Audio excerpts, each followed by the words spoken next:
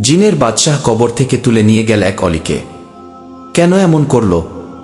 কি ঘটল তারপর? শুনুন সম্পূর্ণ কাহিনী, এক গায়েবী অলৌকিক ঘটনা গি। গল্পের নাম জিনদের বাদশাহ ও আল্লাহর এক অলিকের গায়েবী ঘটনা গি। অনেক বছর আগে এক অলিক আল্লাহর অলিতে পরিণত হন।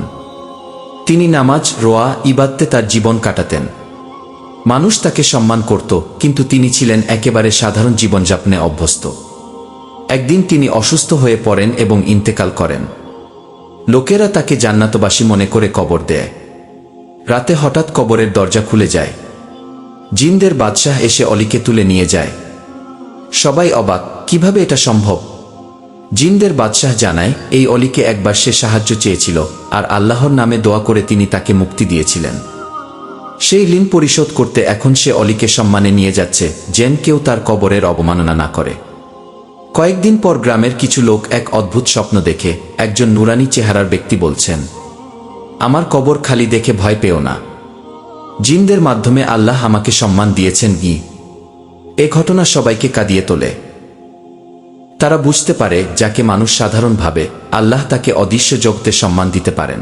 বন্ধুরা, এই ছোট্ট গল্পটা যদি আপনার মন ছুঁয়ে যায়, তাহলে একটা ছোট্ট অনুরোধ, আমাদের পাশে থাকুন।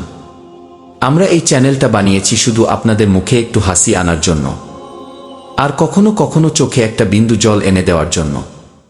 জয়লথুনে আমরা সপ্তাহে 3টি নতুন নতুন ভিডিও বানাই, যেগুলো হয়তো আপনাকে আপনার শৈশব মনে করিয়ে দেবে, অথবা এমন কিছু গল্প বলবে যা আপনি মনে রাখবেন সারা জীবন। তাই যদি মনে হয় আমাদের এই কাজটা আপনি পছন্দ করছেন, তাহলে একটা সাবস্ক্রাইব আর একটা লাইক দিয়ে পাশে থাকুন, এই ছোট্ট পরিবারটাকে একটু একটু করে বড় করার জন্য। আপনার এক ক্লিকই আমাদের নতুন গল্প বানানোর শক্তি। ধন্যবাদ সবাইকে। পুনরায় দেখা হবে আরেকটি মনের কথার গল্পে।